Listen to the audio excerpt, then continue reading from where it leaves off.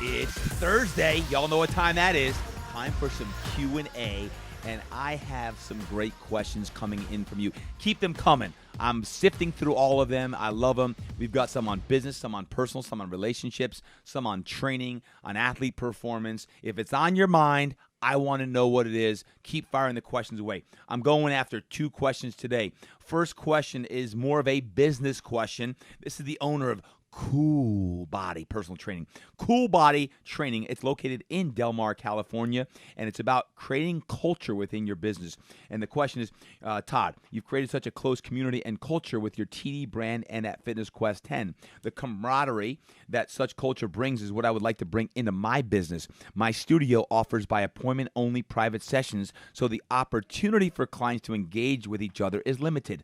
I feel like offering group classes or studio membership is the best way to create community and culture, but it's not my business model. Question: any suggestions on best tools and techniques to create culture at a by appointment private training studio? Great question here, and here's the deal. It doesn't matter if you do personal training one-on-one, small group training, large group training. The bottom line is your culture must be built about caring for people. Out-care everyone else. I think especially in the fitness field, in strength and conditioning, we've got to bring that back, making sure we just out-care everyone else. People want to be treated like gold. So go above and beyond to make sure it goes even outside the session. It transcends the session. There's a great book, Chris Zane, it's called Reinventing the Wheel. I remember I read that about 10 years ago. It's all about culture and how you don't count pennies to make dollars. It's about doing the little things for people that are going to allow them to make sure that your studio, your gym, your club is like someone's second home. So you want to make sure you do that. Read that book. Also, Howard Schultz, the book Onwards, all about Starbucks. And you look at Starbucks and the culture at a Starbucks. You look at a Ritz-Carlton, a Nordstrom. These are brands with incredible cultures as well, and I love studying those brands. Bottom line is this: it starts with your core values. Your core values. If you're the owner, you're the manager, you're a GM, or you're a new trainer at a studio, what are your core values, and do they align with those values that the studio has set forward as well? And how well does your team know those core values? Because if you're going to live and operate a value-centered business, it's important that your team know the values of you and the mission of your company as well. So what is the mission of your company? And are they just words on a wall, or do you live by the mission? Here at Fitness Quest 10, we exist to motivate, educate, and inspire lives every single day, and we guarantee to change your life. That's the mission. That's what gets me up in the morning, fired up like, hey, I'm on a mission to go out there. At TDE, on anything social media, on this podcast is I want to make sure that I exist to create impact and change 10 million lives. So if I'm motivating, inspiring you today on this podcast, that's part of the mission to create impact every single day. Yes, we have Credo cards I got from the Ritz-Carlton, but we have our own. And this is a card that you have to know what those core values are, what the service values are. So bottom line is this: when it comes to culture, it's the little things. It's the little things that you focus on to continue to deepen your relationships with your clients.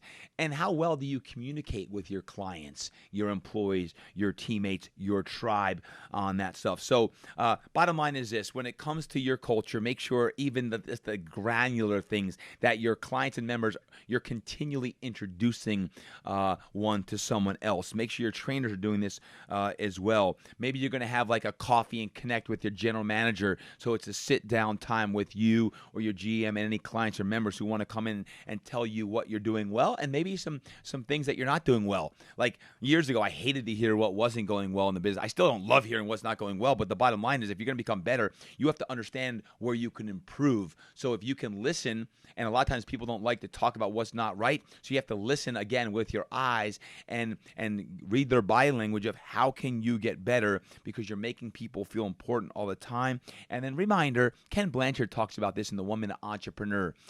If you want to be a successful business, you have to drive revenues, control expenses, take care of your team, take care of your clients, members, and people. And the fifth aspect is you have to take care of you.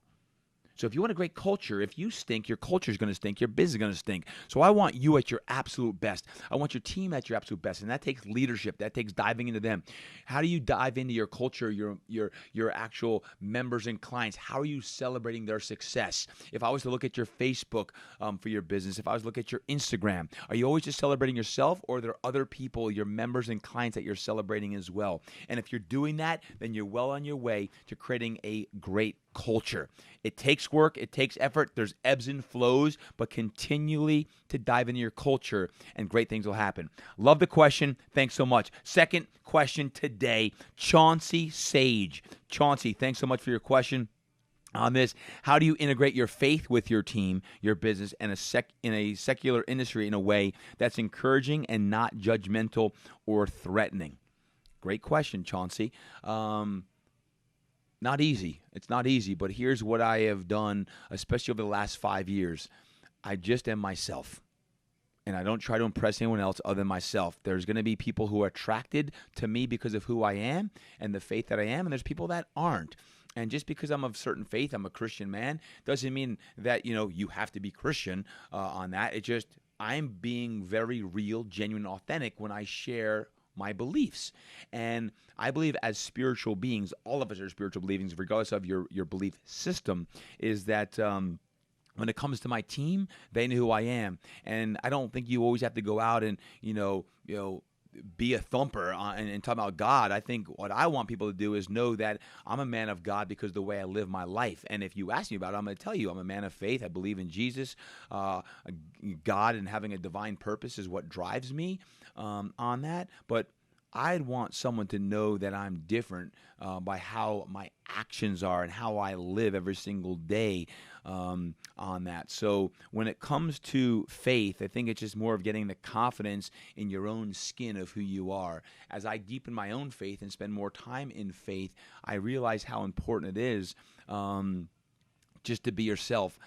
My younger Todd used to be too worried about what everyone thought about me all the time, especially in my 20s. I was always caught up about what everyone else is going to think about me, friends and former coaches and everything else. And I lived more for everyone else versus just really living for myself and having that that conversation. That's why I'm always talking about tapping into your whispers and deepening your faith, because if you have a great relationship with God, and for me with Jesus, and I'm going deeper on my purpose, then I believe that I can best serve the universe. I can best serve all the people who need inspiration, who need motivation, regardless of your faith. For me, that's how I operate at my best. And when I'm at my best, I can serve my best. I just ask you to recognize what your gifts are and to tap into your gifts. And as spiritual beings, as energetic beings, when you tap into your spirit, the stronger you are, you're going to go out there and you're just going to be who you are, and you're going to be comfortable in your own skin. And that's taken me, a few years to just be comfortable with who I am. And now when people ask, I have no problem sharing my deepest self. So thank you for the question, Chauncey. That's what I do with my team, with my clients. And we have people, by the way, of all faiths, all belief systems. And I love that, right? I love having people of all different beliefs. Some don't have beliefs. I love impacting them and sharing time with them and that stuff, because that's why I've been put on this earth, is just to take my gifts and give back to people and make sure that I'm in line with my deepest purpose. So great question today, Chauncey, and Cool Body Personal Training. Thank you. Here's the bottom line, guys. If you're enjoying these Q&As, I want to know about it. I want to know if you like these short, quick, powerful snippets of motivation. Keep the heat. Now, what I want you to do is I want to make sure you're subscribing to these podcasts. Make sure you're writing a review. The reviews really help us, and I want to make sure that our impact is spreading globally. And also, can you please share these podcasts as well, whether it be an email, a social media post. If you find one that resonates with you deeply, if you feel called to do that, just share them. It's going to help our global message to create impact in all you do. So thank you so much for what you do. Go out there and make a difference. Remember, train hard, eat right, live inspired, and create impact.